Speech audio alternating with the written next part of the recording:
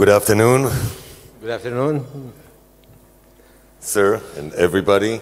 This has been a very informative day. Yes. And to tell you a little bit about His Excellency, he's conducted held many positions in mainly financial institutes, but also in government, as mentioned before. Also an entrepreneur, an innovator, and I wanted to use your vast experience to provide some practical advice to the audience here on how to do business in the UAE. And following on the heels of the discussion that just ended, that mentioned the gap between the way Israelis are perceiving the UAE and the UAE wishes from Israeli businesses.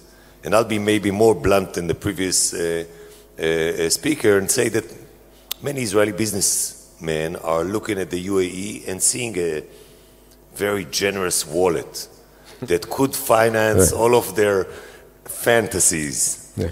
Do you see that gap? You've been dealing with Israelis for many years now. Masalan, first of all, allow me to thank you all and welcome you to Dubai. Thank you. I believe this enabled us to meet together in Dubai and having this conference as a stepping stone to the UAE. Perhaps I don't want to repeat what my colleagues and my other friends of the UAE you have interviewed and you met them. I can answer, yes, UAE is an opportunity for Israelis to come in here and to experience themselves. There is no anymore of those thinking to say, yes, we are coming in here to just objectively participate in one task and go. I think Israelis can come in here and share their knowledge and share their experience and collaborate to do it directly instead of via, because that is going to be shortcut. You know, there is innovative thinker, you know, you have already established in being very innovative. You know, I have colleagues and friends, you know, in the past that I saw them, yes, they are really hardworking, they are entrepreneurs, like myself, and when to come in here and take advantage of infrastructures, you know, 200 different populations, and not also to target UAE as consumer product for the locals. You know, we have an experience that today we don't produce any tea, but we are one of the largest exporter of the tea, or cottons, or knowledge. You know, I have an experience of when I wanted to develop Dubai Pearl, I was really looking forward and also forward-looking person to say what I need to make it for the future people, you know. Okay, the ethos of workplace they live was there, invented it by American people, perhaps. So how we are going to do it that? You know, then I was experiencing myself by meeting, you know, a bunch of group from different places, from Sri Lanka, from Pakistan, from Bangladesh, from Philippines, from Nigeria. You know, these people may not have an opportunity elsewhere to cooperate and be there. But UAE in an internet city where they used to have their own kiosk, cubicle office, and put together and then sell their innovative products to Disneyland or to a lot of media which was based on USA. You know, the globalization in a true manner happening, and Dubai is a real hub. And Israelis, since this enabling us, you know, I mean, a couple of years ago, we knew each other, we were aiming to cooperate, but it was not true, because even the people in Israel had no trust to say, yes, they are comfortable to come in these areas. You know, I had a friend that I met them in different parts of the world. They were saying, Abdul Majid, are you sure we are going to be safe? Are you sure we are not going to get attacked? Well, I said, I'm sure, but you needed to come and experience yourself. And inshallah, I believe that more of the Israelis is going to come in here. They will experience themselves. I'm sure everybody here is going to be a great ambassador for the UAE because everybody feels great and feels together. safe. See, we have to see globalization, the world is coming together. There is no any more place for people to be opinionated on something that they have ideological understanding for themselves. We have to be pragmatic, we have to be open to each other. So what are the don'ts for Israelis coming to do business here? What they should not do? See, the promotions, Israelis, they are good in what they know. They have to come with what they know better and share it with the rest of us and take advantage of this much of populations. The population is representative. And we are connected. Like, our seaport is not just seaport in Dubai. It is 85 different places. How we are going to be able to cooperate? When we see we can connect. Me as a young entrepreneur myself that started at the age of 13 by opening my first pharmacy in Al Ain. Today, I have opened and closed so much of different businesses, interacted with so much of different people from different parts of the world. I was always saying, okay, why South American people are not coming? Why other people from the rest of the world? But, with the opening, the transportations and logistics and, our visa became much easier to attract people. We are now accepting people to get into their arrivals, without much of restrictions, Many people can get access to visa online through the, Danata being a famous traveling agency in here. It is a matter of not me alone, how we are going to work together. So let's talk about the practicals. If we come to do business in the UAE, currencies, for example. What are the currencies used for businesses here? Currencies in here is dirham. It's very much packed to dollars. But can you do business with using other currencies? You can do in terms of exchange available. Of course, the shops and this stuff, they will ask you if you are going to be doing it through the credit cards, and you are having a credit card that charge in dollars, maybe shop people, they have an option to charge you on dollars. But to see, because the UAE dirhams is fixed to currency of dollars, it makes a lot of comfort to people to not have any problems with the currency as such. We are not having that inflation situations. So deals are signed in dirham? Deals can be signed in dollars as well. There is no restrictions to deal to be signed in any other currencies as the business people wants to have. Legal language for agreements? Legal language in here can be accepted both English and Arabic. Although we had only Arabic in the past, but now even English is acceptable.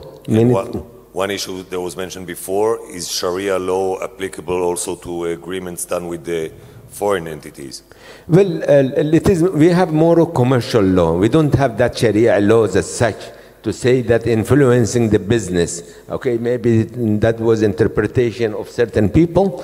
Okay, which is coming as a general rules in here.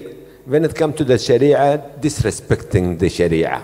We don't have, but if you are quiet about it, okay, nothing is going to go wrong.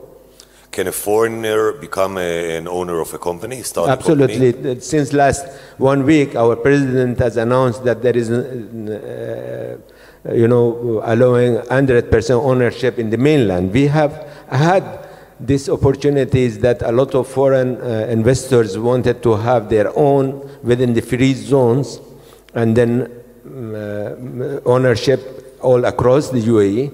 But now even in mainland, considering like the department registration, they can register their ownership in here, and especially for the big business group, and take advantage. But for me, I don't see too much differences, and also we have today in UAE 2 main centers where the legal system is also prepared, being a common law usage, which is one is the ADGM, Abu Dhabi Global Market, and that I encourage a lot of Israelis can take advantage of that, and if they are more comfortable with the common laws, and also the IFC, Dubai International Financial Centers. Both of them are very much tuned to having a representation office, being solid for their businesses, and also not be worried about any other laws. But if it happens that they are working and they want just to focus around domestic activity, and then I don't see, and can be also checked with a lot of lawyers in here. I think they will share with my own opinion, which I'm not a lawyer, that we don't see any restriction as a commercially and interference with the Sharia if there is going to be any fear around the problems.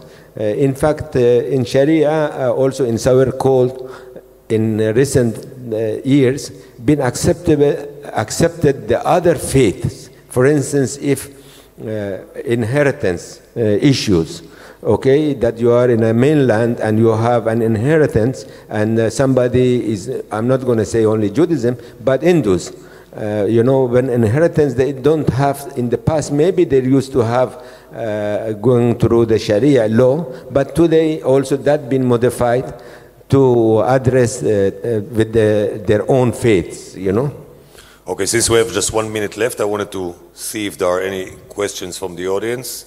Please.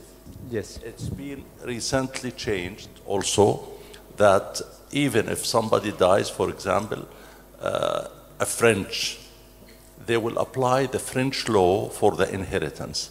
So there is no worry, and we don't have a zakat tax system here. We have a VAT, and that's it. The reason why it was working before on that system is basically if you are, let's call it a Muslim, and you are married in France, you will follow the French law or the British law. So the UAE was also adopting the same system. Now they realize that we have 200 different nationalities, we have so many faiths, and we are focused on business. So the idea was, okay, make it more easier. For example, people living together, if they are not married, was not legal, though probably 50% of the population are living with each other like unmarried. Yes, exactly. Now it's legal, okay? It's allowed, it's announced officially. So the Sharia law has nothing to do with business, it's not connected to business, it was only related to these individual cases. Thank you very much for the comment. And since we're running out of time, yes, one golden advice you can give our Israeli audience wishing to do business here?